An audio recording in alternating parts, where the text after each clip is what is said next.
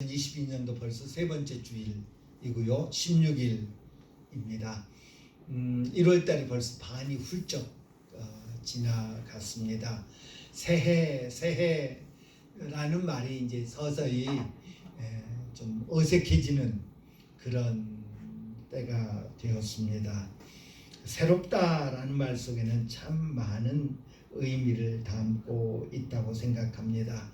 사람마다 처하는 환경마다 소망하는 바에 따라 새로움이 가져다주는 의미가 다르다고 말할 수 있을 것입니다.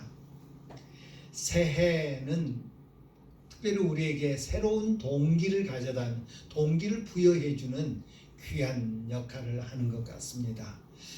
새해가 됐으니까 이런 일을 해야지. 새해가 됐으니까 다이어트 해야지.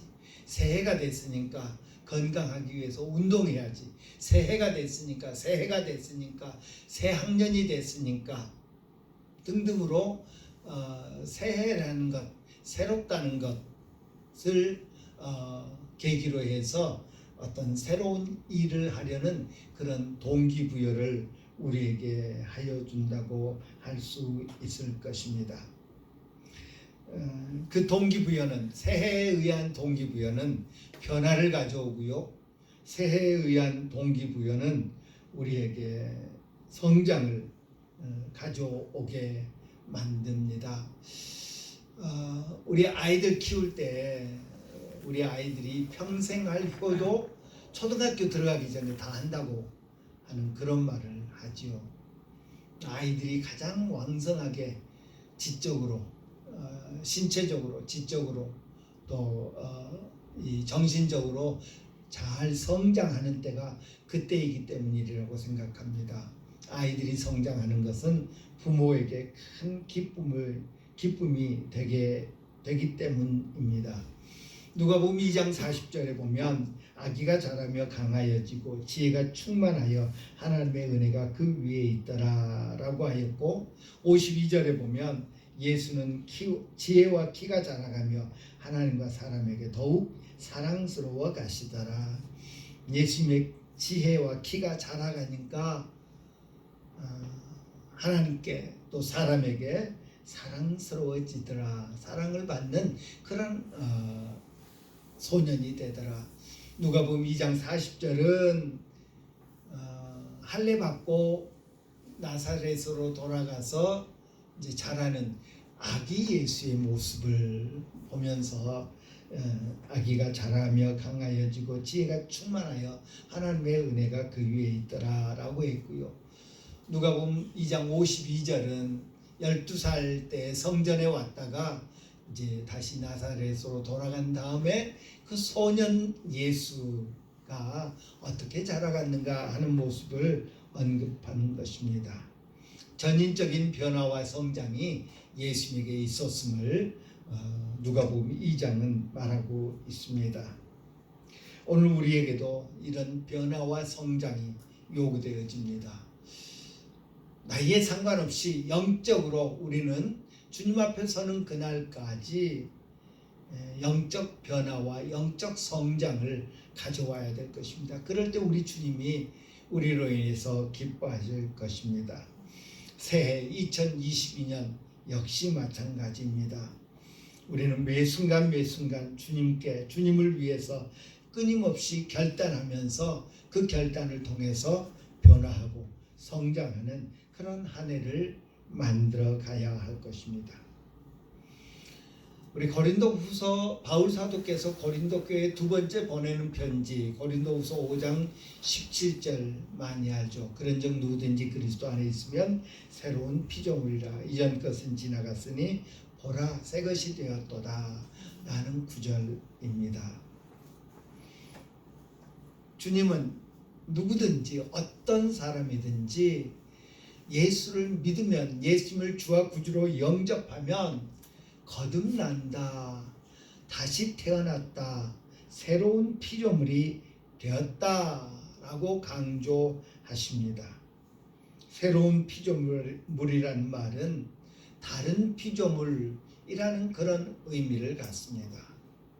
지금까지 살아왔던 그런 존재와 다른 존재가 되었다라는 것을 의미합니다. 아버지 집을 떠나서 유산을 미리 상속받아서 아버지 집을 떠났던 둘째 아들, 객지에서 재산을 다 당진하고 아주 몹쓸 사람이 되었습니다. 그가 사는 곳, 잠자는 곳, 그가 살기 위해서 먹는 음식, 그가 어울릴 수 있는 사람, 사회적 신분, 이 모든 것들이 최악의 상태가 되었습니다.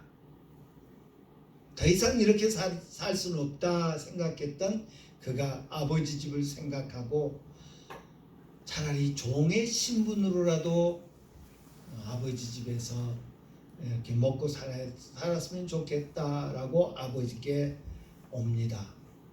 아버지가 그를 맞아줍니다. 그리고 그 아버지에 의해서 그 둘째 아들은 완전히 새 사람이 됩니다. 그가 사는 곳이 달라졌습니다. 그가 먹는 것이 달라졌습니다. 그의 신분이 달라졌습니다. 그는 변했는데 완전히 새로운 사람이 되어졌더라라는 것을 우리는 성경에서 봅니다. 주님은 사도 바울을 통해서 예수 그리스도 안에 있으면, 예수를 믿으면 새로운 피조물이라고 말씀하십니다. 옛 것은 그래서 더 이상 의미를 갖지 못한다고 말씀하십니다. 아주 주석가로 유명한 매튜 헬리라고 하는 사람은 오늘 그 고린도후서 5장 17절을 주석하면서 하나님의 은혜가 사람의 영혼에 미치는 변화가 너무 크므로 옛 생각, 옛 오래된 원칙, 오래된 관행과 같은 오래된 것은 지나갔다. 그리고 이 모든 것, 생각, 원칙, 관행 같은 것들은 새롭게 되어야 한다라고 말했습니다. 그리스도 안에 있으면 새로운 피조물이다. 새로운 피조물이다 할 때 그 새롭다라는 말은 원문의 그 원문 단어의 뜻을 보면 최근에 만들어졌다, 최근에 사용하지 않은 닳지 않은 전례가 없는 흔하지 않은 참신한 등의 의미를 갖고 있습니다. 예수님께서 마태복음 9장에서 새 포도주를 낡은 가죽 부대에 넣지 아니하나니 그렇게 하면 부대가 터져 포도주도 쏟아지고 부대도 버리게 됨이라. 새 포도주는 새 부대에 넣어야 둘이 다 보존되느니라 라고 하셨는데, 그때 그 새 부대라고 하는 단어에 그 새로운 피조물에 그 새롭다라는 단어를 같이 쓰고, 같은 단어를 쓰고 있는 것을 봅니다. 바울 사도는 그의 편지에서 고린도 교회 성도들은 이미 새로운 피조물이 되었다라고 인정하고 있습니다. 새롭고 전례가 없으며 비범한 그런 피조물이 되었다라고 말씀하고 있는 것입니다. 이것은 즉각적이고 이례적인 그런 변화를 의미합니다. 고린도 교회 성도들이, 예수를 믿는 모든 성도들이 오늘 우리가 새로운 피조물이고 새롭고 전례가 없으며 비범한 피조물로 변화된 사건, 변화된 존재라고 말합니다. 이 변화의 사건에서 우리가 한 일, 고린도 교회 성도들이 한 일에 대해서는, 그들의 역할에 대해서는 전혀 언급이 없습니다. 이 모든 과정의 주도권은 하나님이 쥐고 계십니다. 하나님이 우리를 새로운 피조물로 만드셨다. 예수를 영접한 사람에게는 하나님께서 거듭나게 해 주신다고 성경은 말씀하고 있습니다. 이는 순간에, 단번에 이루어진 사건입니다. 하나님의 존재가, 하나님의 성품이 이 사건의 근거가 되는 것입니다. 하나님이 죄인들을 긍휼히 여기셔서 하나님이 자비를 베푸셔서 하나님이 사랑하셔서 우리를 새로운 피조물로 만들어 주셨다고 말씀하고 있습니다. 바울 사도는 고린도 교회 성도들에게 편지하면서 그들을 새로운 피조물이라고 불러주십니다. 어떤 자격이나 조건을 제시하지 않습니다. 그들은 이미 예수님을 그들의 구주로, 그들의 주인으로 시인한 자들이었으며 따라서 어떤 추가적인 자격, 조건이 필요하지 않았던 것입니다. 하나님이 예수님을 믿는 우리를 새로운 피조물이 되게 하셨습니다. 하나님이 우리를 새로운 피조물이라고 말씀해 주셨기에 하나님이 우리의 신분을 바꿔주시고 하나님이 우리를 새로운 피조물 되게 해주셨기에 그 신분을, 그 새로운 피조물의 신분을 훼손시킬 수 있는 그 어떤 존재도 없습니다. 바울 사도는 로마서에서 우리를 그리스도의 사랑에서 끊을 자 그 어떤 것도 없다라고 선언하고 계신 것을 봅니다. 하나님께서 바울 사도를 통해서 고린도 교회 성도들에게 너희는 새로운 피조물이라고 해주셨습니다. 하나님께서 저와 여러분을 향해서 너희는 새로운 피조물이다 라고 말씀해 주십니다. 새로운 피조물 된 우리의 신분을 훼손할 그 어떤 존재도 세상에는 없더라라는 것입니다.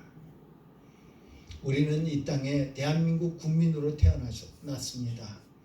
우리가 선택한 것 아니지만 저는 종종 뉴스를 보면서 대한민국에 태어난 게 얼마나 감사한지 모르겠다라는 그런 표현들을 합니다.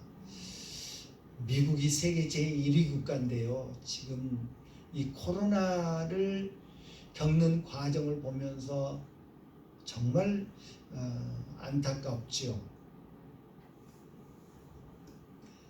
예, 바로 옆나라 일본 하루에 확진자 100몇십 명 나온다, 니들 몇천 명씩 나오냐 했던 바로 옆나라 일본이 어제 보니까 25,000명이 넘었다고 그러죠, 확진자가. 네, 우리 태어나 보니까 대한민국 국민이었습니다.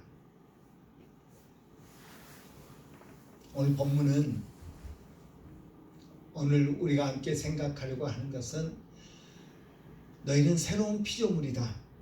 너희는 새로운 피조물이다. 하나님이 선언해 주셨습니다. 그렇다면 그 다음은요? 우리가 태어나 보니까, 우리 정신 차리고 보니까 대한민국 국민입니다.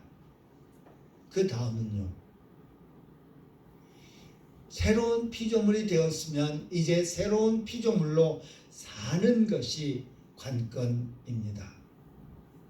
대한민국 국민이면 그냥 이 대한민국 땅, 한반도, 이 남한, 이 땅에서 살면 그냥 되는 것입니까? 그렇지는 않죠. 대한민국에서 사는 우리들은 여러 가지 가르침을 통해서 대한민국은 어떤 나라인가를 알고요. 대한민국 국민으로서의 권리가 무엇인가를 알게 되고요. 그리고 대한민국 국민으로서 사는데 져야 할 의무가 무엇인가를 배우지요. 대한민국 국민으로서 삶에 필요한 다양한 것들을 배웁니다. 성경은 예수를 믿는 우리에게, 새로운 피조물 된 우리에게 새로운 피조물로서 사는 법을 가르쳐 줍니다. 오늘 본문 우리가 읽은 시편 40편은 지휘자를 따라 부르는 시, 찬양, 다윗의 시라고 그렇게 부제가 붙어 있습니다. 이것은 다윗의 시입니다. 이새의 아들이요 하나님의 마음에 들었던 우리가 존경하는 다윗이 쓴 시입니다. 다윗이 어떤 존재인가요? 만약에 사무엘 선지자로부터 다윗이 사울을 이어서 다음 그 왕으로 기름 부음을 받지 않았더라면, 만약에 다윗이 그 형들에게, 군대 간 형들에게 필요한 것들을 전해주기 위해서 전장에 가지 않았더라면, 그 전장에 갔을 때 블레셋의 장수 골리앗이 이스라엘과 이스라엘의 하나님을 비방하는 것을 보고 그냥 모른 채 했더라면, 사울 왕이 악령에 시달릴 때 왕궁에 들어가서 찬양하면서 그 마음을 안정되게 하는데 이렇게 헌신하지 않았더라면 그는 왕이 되지는 않았겠지만 평범한 삶, 편안한 삶, 안락한 삶을 살 수 있었을 것입니다. 하지만 그는 그렇게 하지 않았습니다. 하나님께서 사무엘 선지자를 통해서 기름 부으실 때 그는 순종했습니다. 골리앗이 하나님의 이름을 회방하는 그런 모습을 보면서 의분에 사로잡혀서 물맷돌을 들고 나섰습니다. 그 결과 사람들로부터 사울이 죽인 자는 천천히요, 다윗이 죽인 자는 만만이다는 그런 칭송을 듣고 사울 왕의 미움을 받게 됐습니다. 여차하면 사울 왕으로부터 죽임을 당했고, 사울 왕을 피해서 이곳저곳으로 도망다니면서 침을 흘리면서 미친 척을 하면서 생명을 보존하는 그런 비참한 삶을 살기도 했습니다.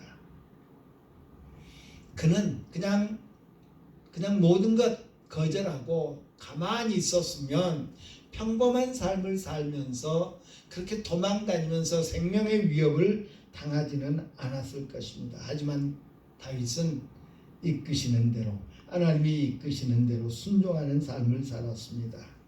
하나님의 뜻에 자기의 인생을 맞추는, 하나님의 계획에 자기 인생을 거는, 인생을 조정하는 그런 삶을 살았더라라는 것을 봅니다. 그 결과 억울한 누명을 쓰고 죽을 고비를 여러 번 넘기는 그런 삶을 살아야 했습니다. 그런 그가 하나님의 구원을 체험했습니다. 여러 가지 흠결에도 불구하고 하나님께서는 그를 새로운 피조물이 되게 해 주셨습니다. 하나님의 선한 도구가 되게 해 주셨습니다. 그리고 모든 위험으로부터 그를 구원하시며 그를 높이셔서 하나님의 도구가 되게 해 주셨습니다. 죄악으로 가득 찬 세상에 대한 하나님의 심판으로부터 노아를 구원하신 하나님, 우상 숭배자들의 틈바구니에서 아브라함을 빼내서 약속의 언약의 사람이 되게 해주신 하나님, 우상 숭배의 본거지 애굽에서 히브리 민족을 빼내 주신, 구출해 주신 하나님, 사탄의 종로로 타는 인생들을 구원해 주시는 하나님이 다윗 역시 구출해 주셨습니다. 우리를 구출해 주십니다. 고난과 역경 속에서 구원해 주실 것을 간구했던 다윗은 하나님의 응답을, 하나님의 손길을 경험했습니다. 다윗처럼 우리 역시 하나님의 구원이, 하나님의 구출해 주시는 손길이 필요하지 않습니까? 2022년 한 해도 우리에게 어떤 일이 벌어질지 모릅니다. 코로나19 바이러스가 어떤 변이를 일으켜서 또 어떤 어려움을 줄지도 모릅니다. 금년 들어서 우리나라도 그렇고요, 미국을 비롯한 외국의 많은 연구기관들이 금년 말쯤 되면 코로나19가 종식될 거다. 그래서 독감 같은 그런 우리랑 늘 같이 하는 그렇게 위험하지 않은 그런 병이 될 것이다 라는 희망적인 연구 결과를 내놓습니다. 하지만 바이러스라는 것이 우리가 원하는 대로 변이가 되는 것이 아니기에 불안함은 여전히 있습니다. 코로나19로부터의 탈출이 필요합니다. 네 편 내 편 가르는 이런 극한 대립의 상황 속에서의 구출이 필요합니다. 가진 자 갖지 못한 자, 권력, 물질 이런 여러 가지 것들로 인하여 대립하는 이 사회 구조 속에서의 구출이 필요합니다. 이런 때에 우리가 마술이라도 부렸으면 좋겠고요. 대단한 어떤 기적이 나타났으면 좋겠습니다. 하늘에서 돈벼락이라도 떨어져야 할 것 같고, 혹시 주식하는 분들은 수천 %의 그런 대박이 나야 할 것 같습니다. 복권 1등에 당첨되고 있는 줄도 몰랐던 땅이 개발돼서 벼락부자가 되는 그런 마법 같은 일이 발생하기를 원합니다. 우리는 새해를 맞으면서 내가 할 거야, 내가 할 수 있어 라고 말할지 모릅니다. 내가 뭔가를 이루는 그런 일이 일어나기를 기대합니다. 하지만 주님은 우리를 다른 길로 이끄십니다. 오늘 본문 시편 40편 1절부터 4절의 다윗의 고백을 통해서 하나님이 하실 일, 하나님이 우리에게 기대하시는 일을 살펴봐야겠습니다. 다윗은 자신이 역경을 이겨낼 수 있었던, 탈출할 수 있었던 것은 전적으로 하나님이 구출시켜 주셨기 때문이다 라고 고백합니다. 1절에 보니까 내가 여호와를 기다리고 기다렸더니 귀를 기울이사 나의 부르짖음을 들으셨도다 라고 고백합니다. 내가 여호와를 인내하면서 기다렸더니 그가 내게 나를 향해서 몸을 돌리셨고 나의 부르짖음을 들으셨다 라고 해석할 수 있는 부분입니다. 하나님을 기다렸더니, 인내하면서 기다렸더니, 내가 무엇을 하고 내가 어떤 방법을 추구하고 찾고가 아니라 하나님이 일하실 때까지 기다렸더니 하나님이 해주시더라.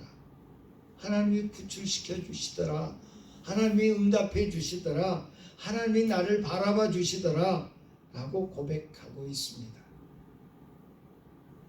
그렇습니다. 오늘 우리에게 필요한 것이 이와 같을 것입니다. 하나님 일해 주십시오. 하나님 내 삶에 개입하셔서 하나님이 일해 주십시오. 하나님이 일하시는 내 삶, 하나님이 일하시는 우리 가정, 하나님이 일하시는 우리 교회 되기를 간절히 바랍니다. 2절에 보면 그 나를 기가 막힐 웅덩이와 수렁에서 끌어올리시고, 다윗은 자신이 처한 처지를 진흙투성이의 웅덩이와 수렁이라고 묘사합니다. 하나님은 그곳에서 그를 끌어올려 주셨다라고 말씀합니다. 한번 상상을 해봅시다. 진흙투성이의 그런 웅덩이에 빠져 있습니다.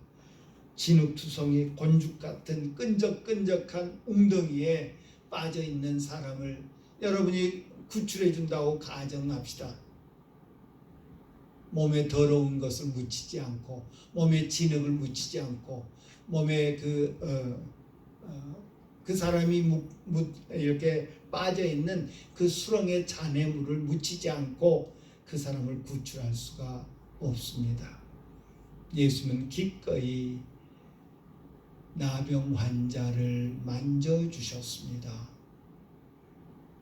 예수는 기꺼이 시신이 있는 관에 손을 대주셨습니다. 이스라엘 백성들이 가장 부정하다고 생각하는 것, 나병이었습니다. 시신이었습니다. 예수는 기꺼이 나병 환자의 몸에 손을 대주셨습니다. 시신이 있는 관에 손을 대주셨습니다. 왜? 돕기 위해서. 그를 그 수렁에서 끌어내 주시기 위해서 예수님이 친히 나병 환자의 몸에 손을 대 주셨고 시신의 그 관에 손을 대 주셨더라라는 것입니다.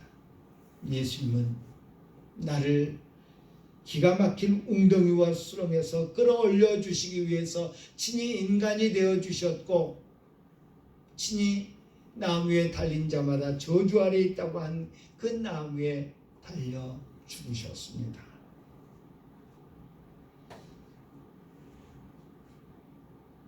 또한 2절 후반부에는 내 발을 반석 위에 두사 내 걸음을 견고하게 하셨도다 라고 하였습니다. 건져주는 것으로 그치신 것이 아니라 하나님께서는 견고하게 만들어 주셨더라라는 것입니다. 홍수에서 노아를 건져주신 하나님은 무지개를 통해서 그 가정에 화평을 허락하셨습니다.